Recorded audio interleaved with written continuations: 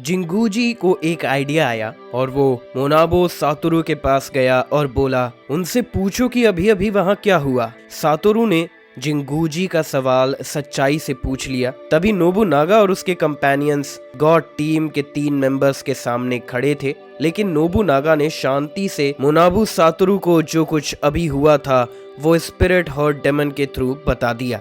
Chain Xiao और पंगली के साथ पहली मुलाकात से लेकर अब तक जो कुछ भी हुआ वो सब। जिंगूजी की आंखों में एक ठंडी चमक आई। जब तुम मायूमी की नजरों से गायब हुए थे वो उस वक्त था जब वो लोग आए थे, तो समस्या उनमें है, खास करके वो 2 लोग जो बाद में आए और वो अजीब बीस्ट। हमें उन्हें ढूंढना होगा और मारना होगा। जिंगूजी समझ गया कि वो लोग मायूमी ताकेउची की एबिलिटी में गैप क्रिएट कर रहे थे। अगर दूसरी तरफ को ये पता चल गया तो उनकी जान को खतरा हो सकता था। नोबुनागा ने कहा, ठीक है। उसकी आंखों में कोई लाइफ नहीं थी, लेकिन वो अपने सामने खड़े 3 लोगों पर नजर बनाए रखा और धीरे से ताकेशी, ताकीजावा और नानाको आगुत्सुमा से कहा, ये 3 मुझ पे छोड़ दो। तुम दोनों उन लोगों को मार के लाना जो भाग गए। उनके सर टीम लीडर को दिखाना। ताकीजावा, ताकेशी और नानाको आगुत्सुमा को भी बात समझ में आ गई थी। अच्छा, तुम यहाँ संभालना, लेकिन मरना मत। ताकेशी, ताकीजावा ने ये कहा और नानाको आगुत्सुमा को साथ लेकर चल दिए। नानाको आगुत्सुमा के पास एक वर्ल्ड पूल घूम गया और कामी ताची की एबिलिटी एक्टिवेट हो गई। उसने ताकेशी, ताकीजावा का हाथ पकड़ा, हवा में उड़ी और चैंगी और बाकी लोगों के भागने के दिशा में दौड़ गई। ये सीन देखकर शियान और उसके 2 दोस्त गुस्सा हो गए। अगर वो म्यूटेंट्स मारने के लिए भाग रहे थे तो इसका मतलब था कि वो उन्हें सीरियसली नहीं ले रहे थे। लेकिन जब वो इंटरसेप्ट करने जा रहे थे तभी एक तलवार की रोशनी उनके बीच से गुजर गई। ताकेशी, ताकीजावा, नानाको आगुत्सुमा और उनके बीच ठंडी तलवार की ताकत ने सबको काफी ठंडा महसूस कराया और जमीन तक को गहरा घाव दे दिया, जो कि कुछ 10 मीटर्स तक गया। नोबुनागा उन्हें घूर कर देखता है और धीरे से कहता है, तुम कहाँ जा रहे हो? तुम्हारा अपोनेंट यहाँ है। जियावान यी ने नोबुनागा को ठंडी नजरों से देखा। उसके पीछे खड़े 2 टीममेट्स ने पूछा, हमें क्या करना चाहिए? क्या हम उनका पीछा करें? अभी जो लोग थे उनकी ताकत देखकर अगर हम एक्शन नहीं लेते तो वो जरूर मार दिए जाएंगे, एक ने कहा। पर शाओतिन ने अपनी मुस्कान का कोना उठाया और बोला, कोई बात नहीं, उनकी जान का इस्तेमाल करना अच्छा है 2 इक्लिप्स मून के मेंबर्स को रोकने के लिए। उसने अपने हाथ में रखे जायंट स्वॉर्ड को उठाया और तलवार को सीधा नोबुनागा की तरफ रख दिया। हमारा मिशन है इक्लिप्स मून के मेंबर्स को मारना। 3 के सामने 1, वो बैटलफील्ड पर ऑलरेडी मर चुका है। जब गॉड टीम का काम खत्म हुआ तो आउटर सिटी के म्यूटेंट्स पीस स्टेज से उतर गए। जैंगी ने लियांगयू, चेन जियाओ और पंगली के साथ चैंगनिन स्क्वायर छोड़ा और आर्म्ड हेलीकॉप्टर में लोड होने के लिए जाने लगा। अब उन्हें बस बैटलफील्ड के रिजल्ट्स का इंतजार था। लेकिन इसी वक्त फ्लावर की आंखों में छुपी एक सतर्क रोशनी दिखाई देने लगी। उसने अपना सर घुमाया और पीछे देखकर सावधानी के लिए मियाव किया। जैंगी और उसके कंपेनियंस को भी अब पता चल गया कि कुछ अजीब है। उनको पीछे से आने वाला हवा में चलने का शोर सुनाई दिया। कोई उनका पीछा कर रहा था। हमारे पीछे कोई आ रहा है, जैंगी ने हल्की आवाज में कहा। चेन जियाओ और पंगली के चेहरे पे घबराहट थी। अब उन्हें समझ आ गया था कि इक्लिप्स मून के मेंबर्स कितने खतरनाक हैं और अब उनके पास लड़ने की कोई ताकत नहीं थी।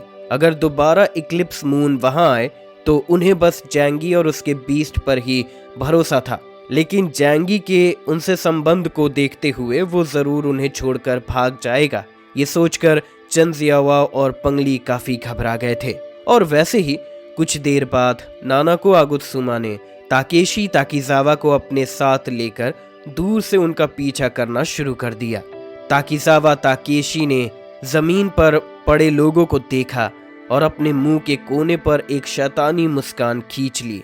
ये लोग तो ज्यादा दूर नहीं गए हैं। इन्होंने जैंगी और उसके कंपेनियंस को बिल्कुल सीरियसली नहीं लिया। उसने सोचा, आखिरकार उन्होंने चेन जियाओ और पंगली की ताकत देख ली थी और दूसरी तरफ के एक्शंस को देखकर जैंगी, लियांगयू और फ्लावर भी बस आउटर सिटी के सो कॉल्ड म्यूटेंट्स ही लग रहे थे, ना कि गॉड टीम्स के इलाइट मेंबर्स। खास तौर पर जब गॉड टीम आई थी तब उन्होंने एक लफ्ज भी नहीं कहा और बेइज्जत होकर भाग गए। ये बात ताकीजावा ताकेशी और नानाको आगोत्सुमा के दिमाग में अलार्म की तरह घूम रही थी कि ये लोग सब लो पावर्ड ट्रैश है जो मारने के लिए उनके लिए बहुत आसान है। दोनों ने जल्दी से हवा के जरिए जैंगी और पाकी के रास्ते को रोक दिया। हमसे दूर क्यों भाग रहे हो?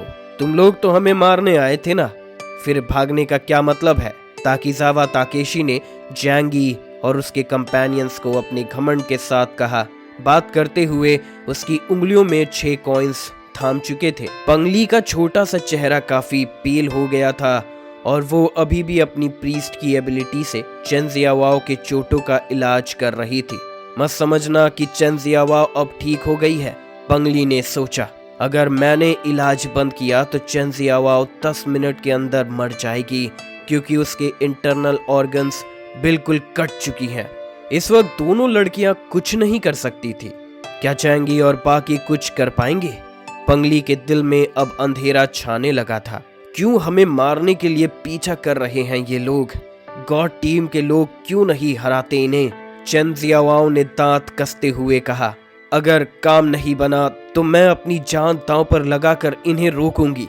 पंगली, तुम्हारा एबिलिटी काफी यूजफुल है। तुम जैंगी की मदद करो जब वक्त आए और फिर उसके साथ भाग जाना। पंगली का चेहरा दर्द से भर गया। चाहकर भी वो इस बात को नहीं कह पाई, लेकिन आज की इस हालात ने उसे मजबूर कर दिया था। आंखों में आंसू लेकर उसने नॉड किया और चेन जियावाओ के कहने पर हाँ किया। जब नानाको आगोत्सुमा और ताकीजावा ताकेशी ने उन्हें ढूंढ लिया तो लियांग यू ने अपना हाथ साइलेंटली लॉन्ग मिंग की तलवार के हैंडल पर रखा, पर जैंगी ने अपना हाथ से उसे रोक लिया। लियांग यू ने हैरानी से जैंगी को देखा और जैंगी ने बिल्कुल अपने टोन में कहा, तुम्हारा एबिलिटी उनसे लड़ने के लिए ठीक नहीं है, ये मुझे करने दो। वैसे भी मैं इतना टाइम इन कचड़ों के साथ वेस्ट नहीं कर सकता। ये सीन चेन जियावाओ और पंगली के आंखों के सामने आ गया और दोनों की आंखों में हैरानी थी। लग रहा था कि जैंगी दोस्तों को छोड़कर दुश्मन के सामने सरेंडर करने वाला है। ताकीजावा ताकेशी और नानाको आगोत्सुमा ने भी जैंगी को ताना मारते हुए घूर कर देखा। उनके चेहरे पर जीत का घमंड था, जैसे वो अपने शिकार को देख रहे थे। नानाको आगोत्सुमा ने पूछा, क्या ये सरेंडर करने वाला है? ताकीजावा ताकेशी ने मुस्कुराते हुए कहा, अफसोस, हमें सिर्फ इसका शरीर चाहिए। और फिर जैसे ही उसने ये बात खत्म की, ताकीजावा ताकेशी ने अपने हाथ उठाए और उसके आसपास एक जबरदस्त लाइटनिंग स्टॉर्म जमा हो गई। उसने अपनी उंगलियों पर से पावरफुल इलेक्ट्रोमैग्नेटिक फोर्स का इस्तेमाल किया और 6 कॉइन्स को अपनी उंगलियों में थामकर जैंगी की तरफ छोड़ा। कॉइन्स ने हवा में एक लंबी चांदनी की ड्रैगन बनाई और फिर वो जैंगी के पास गए। लेकिन जो चीज ताकीजावा ताकेशी ने सोची थी कि उसका अटैक जैंगी को मार डालेगा जैसे गरम चाकू मक्खन में, वैसा नहीं हुआ। वो सुपर इलेक्ट्रोमैग्नेटिक कैनन जो इतनी ताकतवर थी, पूरी तरह से जैंगी के 3 मीटर के अंदर आकर गायब हो गई। ताकीजावा ताकेशी की आंखों में हैरानी आ गई। ये क्या एबिलिटी है? मेरा अटैक कहाँ गया?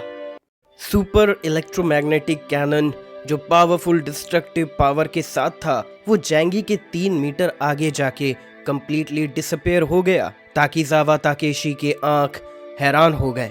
ये कौन सी एबिलिटी है? मेरा अटैक गायब क्यों हो गया? इस सीन को देख के इक्लिप्स कपल की उनके चेहरे पर साफ दिखाई दे रही है। लगता है इस बंदे के पास कुछ स्पेशल ट्रिक है। चेन जियावाओ और पंगली भी सरप्राइज हो गए। ये उसकी स्पेस एबिलिटी है क्या? चेन जियावाओ ने थोड़ा सोचा, पर उसने सोचा कि सिर्फ डिफेंस करना कोई काम का नहीं है। ताकीजावा ताकेशी ने देखा कि उसका अटैक फेल हो गया और उसके चेहरे पर गुस्सा आ गया। उसने अपने हाथ पॉकेट्स में डाले और बस एक डिंग डोंग की आवाज आई। जब उसने हाथ बाहर निकाले, उसके हाथ में 2 हैंडफुल कॉइन्स थे। चलो अब देखते हैं तुम इस अटैक से कैसे बचते हो, ताकीजावा ताकेशी ने शोर मचाते हुए कहा और अपने थंब से कॉइन्स को जैंगी की तरफ शूट कर दिया, सुपर इलेक्ट्रोमैग्नेटिक गन की पावर के साथ। हर कॉइन की पावर बुलेट से भी कई गुना ज्यादा थी और साथ ही इलेक्ट्रोमैग्नेटिक पावर भी थी। इतनी ज्यादा पावर थी कि वो टैंक के आर्मर को भी तोड़ सकते थे। कॉइन्स एक के बाद एक कैनन की तरह जैंगी की तरफ उड़ने लगे। जैंगी वैसे ही अपनी जगह पर खड़ा रहा। ताकीजावा ताकेशी को अटैक करते हुए एयर में कई arcs of electric silver snakes की तरह दिखाई दिए, जो 100 मीटर दूर से जैंगी के स्पेस में घुस गए और फिर बिल्कुल गायब हो गए बिना कोई रिपल किए। जब सब कॉइन्स शूट हो गए, ताकीजावा ताकेशी बस खड़ा रह गया शॉक में। उसका जो अटैक सबसे पावरफुल माना जाता था वो छोटी सी टैंक को भी तोड़ देता था, लेकिन ये लड़का, इसके ऊपर उसका कोई भी असर नहीं हुआ। नानाको आगुत्सुमा ने कुछ देखा और कहा, उसने तुम्हारा पूरा अटैक एब्जॉर्ब कर लिया। उसने जैंगी के सामने जमीन की तरफ इशारा किया। देखो, कॉइन्स गायब हो गए, मतलब वो कहीं और अब्सॉर्ब हो गए। इसका मतलब है कि ये आदमी स्पेस बेस्ड एबिलिटी यूजर है। जैंगी ने उन्हें बात करते हुए इंतजार नहीं किया और तुरंत एक्शन लेने लगा। ताकीजावा ताकेशी का अटैक खत्म होने के बाद उसने भी अपना एक्शन लिया। जैंगी ने एक कदम आगे बढ़ाया और पूरा का पूरा आदमी मिड एयर में गायब हो गया। जब वो दोबारा दिखाई दिया तो ताकीजावा ताकेशी और नानाको आगुत्सुमा के पीछे था। उसने अपना राइट पाम खोला, डुओ को एम किया और अपना डायमेंशनल डोर खोला। व्हिस्लिंग लाइट की तरह जैसे हुन सिल्वर स्नेक्स दोनों के पीछे मारते हुए जा रही थी। नानाको आगुत्सुमा की एबिलिटी कामाताची है और वो हवा के फ्लक्चुएशंस को बहुत अच्छे से महसूस करती है। जैसे ही उसने डेंजर का एहसास किया, उसे अपने साथी को वार्न करने का वक्त नहीं मिला और वो स्पॉट से गायब हो गई। लेकिन ताकीजावा ताकेशी उतना फास्ट नहीं था। उसके बैक से सुपर इलेक्ट्रोमैग्नेटिक कैनन्स का सिलसिला उसके ऊपर मार रहा था और उसे मुड़कर भी देखने का वक्त नहीं मिला। उसका बॉडी तुरंत स्पॉट पर मार दिया गया। सुपर इलेक्ट्रोमैग्नेटिक कैनन का पावर सच में बहुत ज्यादा था। जब वो उसके बॉडी में घुसा, जैसे एक गरम चाकू बटन में घुसता जाता है। वो अच्छा इंसान टुकड़ों में बट गया और हर जगह होल्स हो गए। 0.0 सेकेंड्स के अंदर वो एक ब्रोकन हॉर्नेट नेस्ट की तरह टूट गया। ताकीजावा ताकेशी, इक्लिप्स टीम का मेंबर, जैंगी के हाथ से तुरंत मार दिया गया। ये सीन देखकर चेन जियाओ और पंगली बिल्कुल शॉक्ड हो गए। इक्लिप्स टीम के मेंबर्स जो दिल से बहुत डर रहे थे, जैंगी का एक भी अटैक नहीं संभाल पाए। मतलब जैंगी कितना स्ट्रांग है। दोनों जैंगी को बिल्कुल ब्लैंक नजरों से देख रहे थे।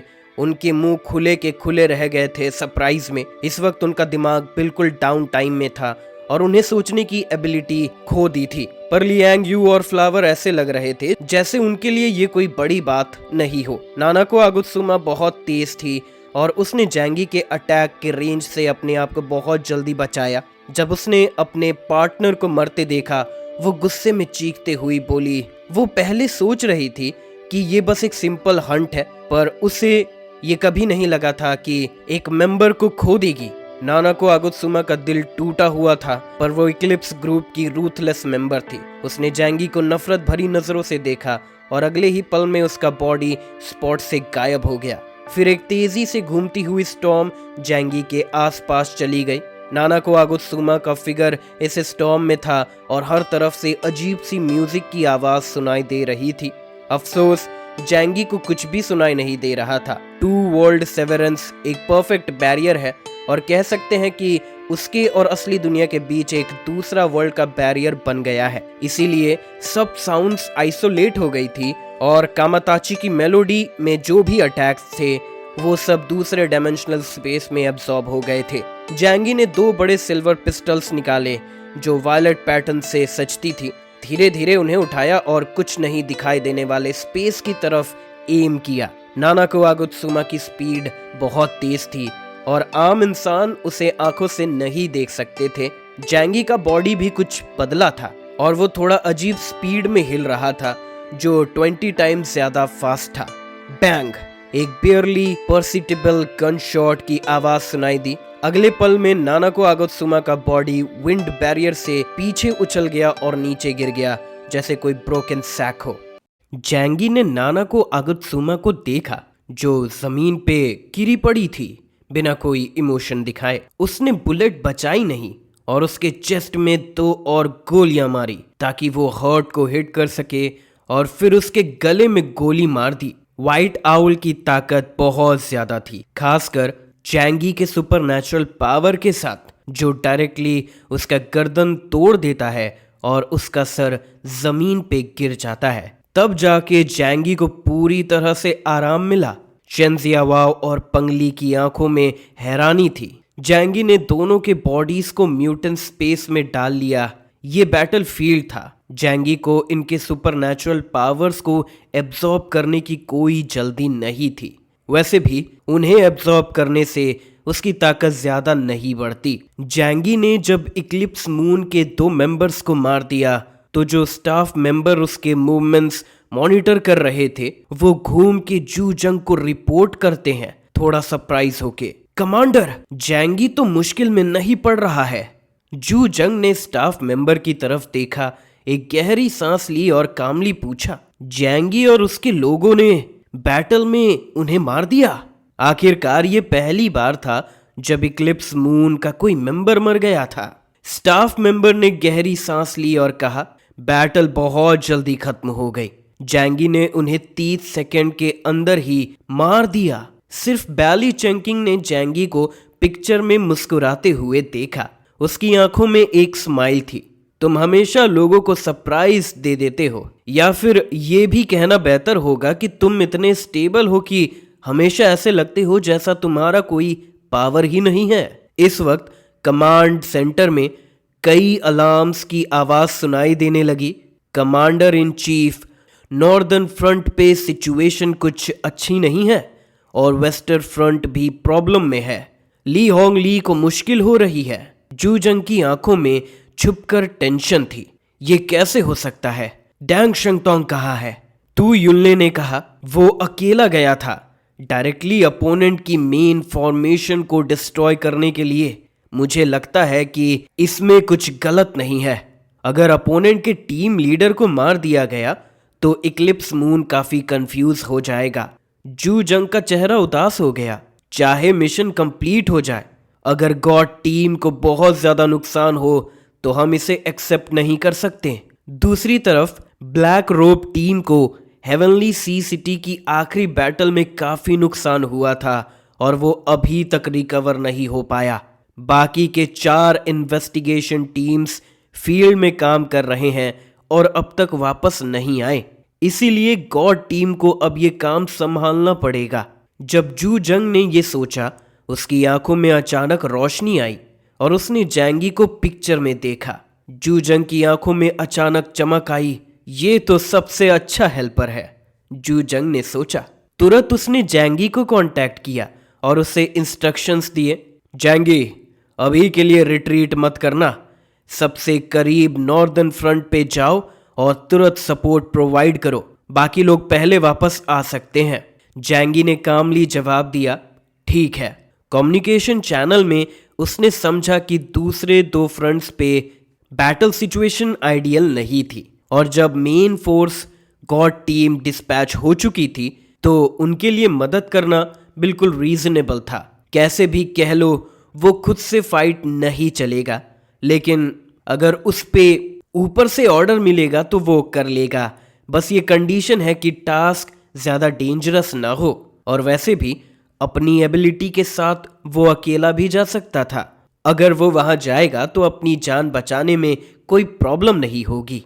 तो जैंगी ने लियांग यू से कहा, पहले उन्हें वापस भेज दो, मैं रियर फ्रंट पे जा रहा हूं। लियांग यू के समझ में आ गया कि जैंगी की स्ट्रेंथ के एक्सपोजर के बाद वो सीनियर लोगों का टारगेट बन गया है। कोई तरीका नहीं, जो लोग ज्यादा केपेबल होते हैं उन्हें ही ज्यादा काम करवाया जाता है। ये हर जगह होता है, चाहे कंपनी हो या मिलिट्री। लीडर्स हमेशा केपेबल एम्प्लॉयज को पकड़ लेते हैं और उनसे ज्यादा काम करवाते हैं। लियांग यू ने कहा, क्या मैं तुम्हारे साथ चलूं? जैंगी ने सर हिलाकर जवाब दिया, तुम्हारी करंट स्ट्रेंथ अभी उतनी नहीं है। लियांग यू की पर्सनल कॉम्बैट क्वालिटी तो बहुत हाई थी, लेकिन सुपर पावर लेवल में वो अभी काफी पीछे थी। वो डेल्टा लेवल की म्यूटेंट थी, लेकिन उसने अभी तक बहुत कम म्यूटेंट एसेंस एब्जॉर्ब किया था। वो अभी भी नॉर्मल फोर्स लीडर्स के साथ फाइट कर सकती थी, लेकिन इक्लिप्स मून जैसे भयंकर थक्स के साथ कंपैरिजन करना मुश्किल था। जैंगी ने सोचा कि उसे लियांग यू की स्ट्रेंथ इम्प्रूव करने में कुछ तरीके सोचने पड़ेंगे ताकि वो फ्यूचर में उसकी राइट हैंड बन सके। कम से कम जब जैंगी लड़ने जाएगा तो उसे थोड़ा हेल्प मिल सके। लियांग यू को जैंगी का एटीट्यूड बेचैन कर गया और उसने अपने होठों को थोड़ा घुमाया। वो एक चाइनीज मार्शल आर्ट्स की मास्टर थी और उसे सबसे ज्यादा जो बात नहीं पसंद थी वो ये थी कि कोई उसे कमजोर समझे या बोले। जैंगी को ये देखकर हंसी आई।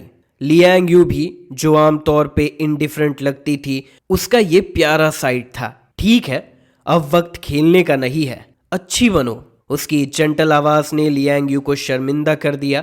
लियांग यू का चेहरा लाल हो गया, लेकिन उसने ज्यादा कुछ नहीं दिखाया। मैं तुम्हारी बात मानूंगी। उसने थोड़ा इंडिफरेंट दिखाने की कोशिश की, लेकिन सीक्रेटली अपने हाथ फिस्ट क्लेंच कर रही थी। जैंगी ने दूसरों को छोड़ा और नेब्यूला पर मार्क किए गए वेस्टर्न फ्रंट की तरफ चल दिया।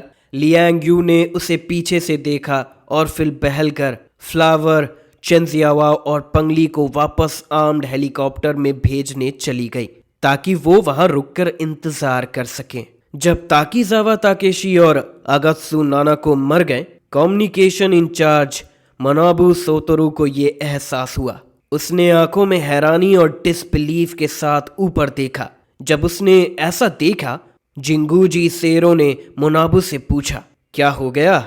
मोनाबू सातोरू ने ऊपर देखा और धीरे से कहा, ताकीजावा और नानाको आगोसुमा मार दिए गए हैं। जिंगूजी की आंखों में घबराहट थी और उसके प्यूपल्स छोटे हो गए। ताकेउची मायूमी, जो जमीन पे बैठी थी और सबके लिए फॉर्च्यून टेलिंग कर रही थी, उसने भी चीख कर कहा, असंभव, ये नहीं हो सकता। वो जमीन पर लेट गई और दोनों हाथों से ताकेउची स्क्रोल को टाइटली पकड़ लिया। वो स्क्रोल जो सुपरनैचुरल पावर से मटेरियलाइज्ड हुआ था, अब उसने थोड़ा ट्विस्टेड कर लिया था। उसकी आंखों में डर था और वो पैनिक में कह रही थी, मेरी फॉर्च्यून टेलिंग कभी गलत नहीं हो सकती। आज दोनों की फॉर्च्यून्स अच्छी थी। ये कैसे हो सकता है? मानोबू सोतोरू ने कहा, शायद ये कुछ स्ट्रेंज पर्सन की वजह से हुआ जो नोबुनागा के साइड पे था। ये बात सुन के जिंगूजी और ताकेउची मायूमी को पुरानी याद आई। कुछ अजीब पर्सन का पहले भी वहां अपीयरेंस हुआ था जो मायूमी ताकेउची के डिविनेशन में प्रॉब्लम क्रिएट कर रहा था। जिंगूजी ने थोड़े ठंडी आवाज में कहा, क्या ये हो सकता है कि कोई मायूमी के डिविनेशन को ब्लॉक कर सकता हो? मोनाबू सातोरू ने अपने आप को शांत किया और ध्यान से सोचने लगा। ताकीजावा और नानाको दोनों वहां मर गए। मतलब क्या ये हो सकता है कि उस इंसान की वजह से मिस ताकेउची का डिविनेशन खराब हो गया हो? क्या इसका मतलब ये नहीं कि ये कॉज और इफेक्ट के लॉ का डिस्टॉर्शन है? मायूमी ताकेउची की एबिलिटी, ताकेउची पिक्चर स्क्रोल, लोगों की फ्यूचर को प्रेडिक्ट करने और उनकी अच्छी और बुरी किस्मत को दिखाने की थी। इक्लिप्स ग्रुप की स्टैब्लिशमेंट के बाद से उसकी प्रेडिक्शंस कभी गलत नहीं हुई। ये एबिलिटी फ्यूचर को प्रेडिक्ट करने की कैजुअल वेपन्स कहलाती हैं और कहा जा सकता था कि ये इक्लिप्स ग्रुप का एक सबसे बड़ा ट्रम्प कार्ड था। और अब ताकेउची पिक्चर स्क्रोल का प्रेडिक्शन एक्चुअली खराब हो गया। जंगूजी और सातोरू दोनों समझ गए कि ये नहीं था कि मायूमी ताकेउची का प्रेडिक्शन फेल हुआ है, बल्कि किसी ने उसके प्रेडिक्शन के रिजल्ट्स को खराब कर दिया है। मायूमी ताकेउची अपने सर को हाथ से ढककर दर्द भरी आवाज में बोली, कोई है जो फेट से भी आगे है। मैं उसका फ्यूचर नहीं देख सकती और उसके बारे में कुछ प्रेडिक्ट करना तो बहुत दूर की बात है। जिंगूजी धीरे से उसके पास गया, उसे हक किया, मुस्कुराते हुए उसे कंफर्ट किया। कोई बात नहीं मायूमी, तुमने बहुत अच्छा काम किया है और जो भी वो इंसान है बस उसे मार दो। मैं तुम्हारे लिए उसे जरूर मारूंगा। मायूमी ताकेउची धीरे से अपने चेहरे को उठाकर जिंगूजी को थोड़े कमजोर और चिंता भरी आंखों से देखती है। लेकिन अगर ऐसा किया तो हमारे कुछ कंपेनियंस मर सकते हैं क्योंकि मेरी प्रेडिक्शंस उनके लिए अब इनवैलिड हो गई हैं। मैं उनका फ्यूचर क्लियरली नहीं देख सकती। जिंगूजी मुस्कुराया और बोला, ये एक वॉर है, चाहे जो भी एक्सीडेंट्स हो, ये हमारा अपना चॉइस है। और अब तक जो चीजें हो रही हैं वो अभी भी हमारे कंट्रोल में है। उसने मायूमी ताकेउची के सर पर हाथ रखा। कभी कभी तुम्हें इतना बड़ा बर्डन अपने ऊपर नहीं लेना चाहिए। मैं अभी भी यहाँ हूँ। पहले वो लोग मायूमी ताकेउची की एबिलिटी पे ज्यादा डिपेंड करते थे, लेकिन जब उन्होंने ताकेउची को अपने साथ नहीं लिया था तब भी वो बहुत पावरफुल म्यूटेंट्स थे। जिंगूजी ने कहा, अगर तुम फेट को नहीं देख सकती तो बस उन्हें मार दो। जिंगूजी के चेहरे पे एक स्टर्न फाइटिंग स्पिरिट थी। शायद सफर इतना स्मूथ जा रहा था कि वो थोड़ा बोर हो गया था, लेकिन इस बार चीजें फाइनली कुछ अलग तरीके से डेवलप हो रही थी। ये तो एक्साइटिंग है ना? मायोमी ताकेउची ने अचानक कुछ सोचा और जल्दी से मानोबु सोतोरू से कहा, मानोबु, हानाओ को वापस बुला लो, क्योंकि आज के प्रोफेसी बुक में लिखा था कि हानाओ की किस्मत पूरी है। इसीलिए जिंगूजी ने उसे मिशन पर नहीं भेजा और उसे मेन कैंप के आसपास रखकर विजिलेंस के लिए जिम्मेदारी दे रखी थी। कॉमन सेंस के हिसाब से अगर एनिमी आउटर टीम को ब्रेक नहीं कर पाती तो ये इम्पॉसिबल था कि वो मेन कैंप के आसपास तक पहुंच पाए। मानोबु सोतोरू ने अपनी आंखें बंद कर ली और कांटेक्ट करने वाला था, लेकिन उससे पहले एक ठंडी और लेजी आवाज ने सबको झटका दिया। तुम उसे ढूंढ रहे हो? ये आवाज सुनते ही इक्लिप्स ग्रुप के 3 लोग शॉक में आ गए।